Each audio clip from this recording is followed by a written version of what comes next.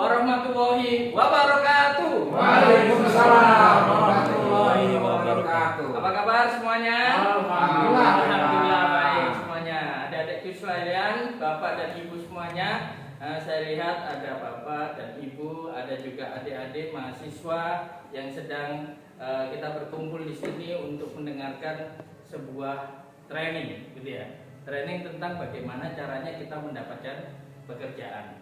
Tapi sebelum itu, saya menginformasikan bahwa kita berada di sebuah gedung pelatihan, gitu ya, yang mana apabila ada suatu keadaan bencana atau musibah, kita tidak ingin terjadi itu. Namun saya perlu menyampaikan bahwa ada sebuah prosedur bahwa ketika terjadi suatu bencana, maka harap teman-teman dan bapak ibu semuanya untuk dengan tertib keluar dari ruangan gedung ini, kemudian mengikuti papan petunjuk yang ada dan juga berada di pada titik kumpul yang ditentukan agar kita aman dari keselamatan dan juga bencana. Jadi seperti itu. Lalu apabila ada mungkin gedung kebakaran atau ada api, gitu ya, nanti mungkin bagi perwakilan silakan untuk juga menggunakan apa, gitu ya, agar bisa menggunakan dengan sebagaimana mestinya. Baik, seperti itu. Sekilas, ya, semuanya masih semangat ikut training? Semangat. Oke. Saya yakin tahun ini bukanlah tahun yang mudah, benar ya?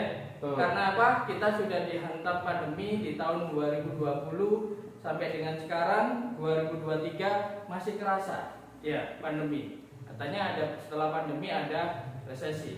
Nah, teman-teman semuanya, ada mahasiswa yang barusan lulus, ada mungkin bapak ibu semuanya yang mungkin merupakan salah satu korban PHK, yang tentunya kita tidak bisa lama-lama menganggur.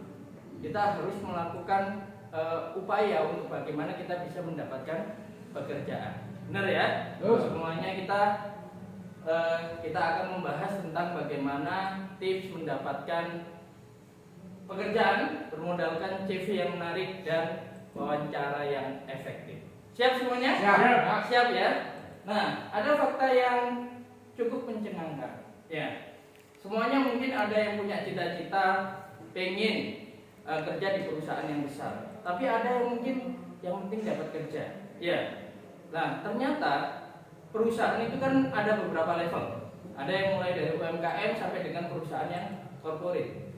Anehnya, ya, perusahaan besar mungkin banyak berita-berita melakukan PHK massal di mana-mana, tapi UMKM yang mungkin pada saat pandemi dia justru bertumbuh bisnisnya, dia punya kendala untuk menemukan tenaga kerja yang cocok. Jadi bisa terjadi anomali di masyarakat itu. Di satu sisi banyak para pencari kerja, di sisi lain banyak para pengusaha yang ingin mencari tenaga kerja yang cocok. Maka ini sebenarnya adalah sebuah peluang yang kadang orang-orang tidak tahu, atau kita semuanya itu tidak tahu bahwa sebenarnya ada tips dan trik yang cocok bagaimana kita itu bisa dibutuhkan atau diterima oleh perusahaan sebagai penerima kerja. Supaya tidak terjadi kerumunan yang seperti ini, supaya kita tidak nganggur lama-lama, maka kita akan memberikan tips dan triknya itu. Next. Nah, sekarang kita juga dihadapkan pada lulusan-lulusan zaman now, lulusan-lulusan sekarang yang sekolahnya itu adalah daring, sekolahnya itu sifatnya online, ya. Maka ini ternyata menyumbang para pengangguran yang luar biasa banyak. Istilahnya adalah pengangguran terpelajar itu meningkat. Akibat dari apa? Akibat dari teman-teman semuanya yang tidak tahu cara bagaimana bisa mendapatkan pekerjaan secara efektif. Kemudian ada era otomasi distribusi yang semuanya itu adalah diotomatisasi semuanya. Ya, ada CS digantikan oleh mesin, kemudian ada mungkin teller ban akan digantikan oleh mesin semuanya.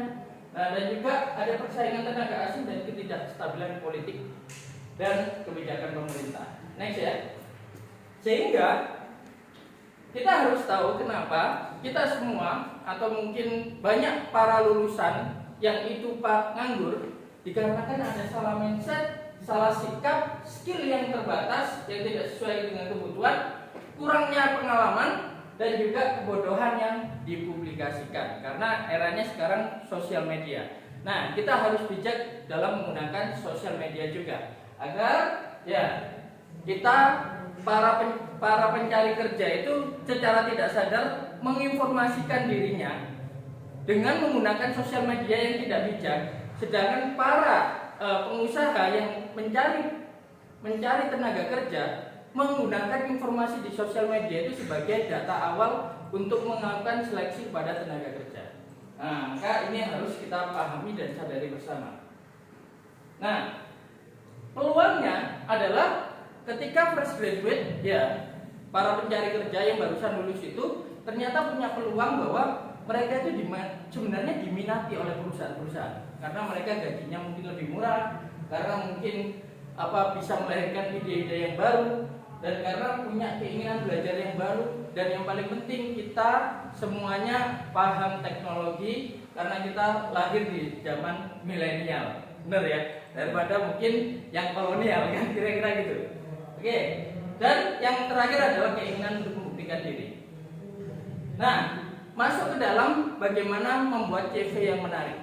Nah, CV itu adalah bagaimana memberikan gambaran kepada diri kita terkait dengan informasi-informasi yang dibutuhkan oleh pengusaha atau oleh perusahaan, yang itu perusahaan ibarat jatuh cinta kepada kita.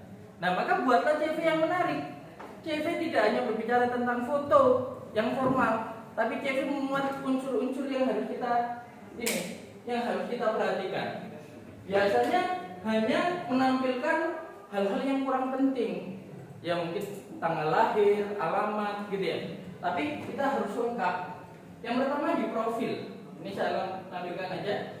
Profil atau data diri dan highlight profil singkat. Nah, di sini harus dijelaskan apa yang menjadi spesialis kita, yang menjadi keunggulan kita selama kita punya pendidikan, punya prestasi, data diri, ya. Kemudian kita tunjukkan juga prestasi-prestasi kita, baik yang sifatnya itu akademik maupun non akademik. Tuliskan juga riwayat pendidikan, ya, terutama yang S1 mungkin ya, itu ada gelar riwayat pendidikan di mana berapa semester, IPK-nya berapa, dituliskan juga. Dan yang paling penting, ternyata pendidikan itu kita harus tuliskan juga pengalaman-pengalaman yang sifatnya mengganti pengalaman kerja. Bisa ditampilkan adalah pengalaman berorganisasi. Nah, kemudian kita jadikan kemampuan-kemampuan itu sebagai infografis. Jadi di sini ada bintang-bintangnya untuk memudahkan para pelamar, para perusahaan untuk melakukan seleksi terhadap CV kita. Kalau CV kita unik, maka otomatis minimal ya seleksi administratif itu sudah selesai dilakukan. Begitu ya? Oke. Kira-kira ada yang kesulitan nggak dengan membuat CV yang menarik? Ada yang kesulitan? Tidak ada? Tinggal download, Pak. Tinggal download sekarang. Betul. Pakai caranya adalah ada Canva, ada template-template yang itu sangat menyediakan. Tinggal isi aja sesuai dengan instrumen yang ada. Lanjut ya. Yang berikutnya adalah yang paling penting, kita harus sadar bahwa kita harus punya soft skill dan hard skill. Inilah yang menjadi catatan kita. Inilah yang menjadi nilai jual kita. Apa itu soft skill dan hard skill? Ya, kalau hard skill itu adalah skill-skill yang sifatnya fisik. Ya, kalau soft skill adalah skill-skill yang sifatnya melekat atau sifatnya komunikasi dan sebagainya. Ini contohnya. Ada kerjasama tim. Kenapa harus dibutuhkan kerjasama tim? Ada komunikasi, harus tahan banting, harus bisa ngatur waktu, harus bisa menyelesaikan masalah, dan berpikir secara kreatif. Karena kita juga dinamika usaha juga sangat dinamis. Itu seperti itu. Dan terakhir, selain CV, pada saat kita wawancara, kita harus mempersiapkan hal-hal yang perlu kita catat. Yang pertama adalah disiplin, datangnya tepat waktu.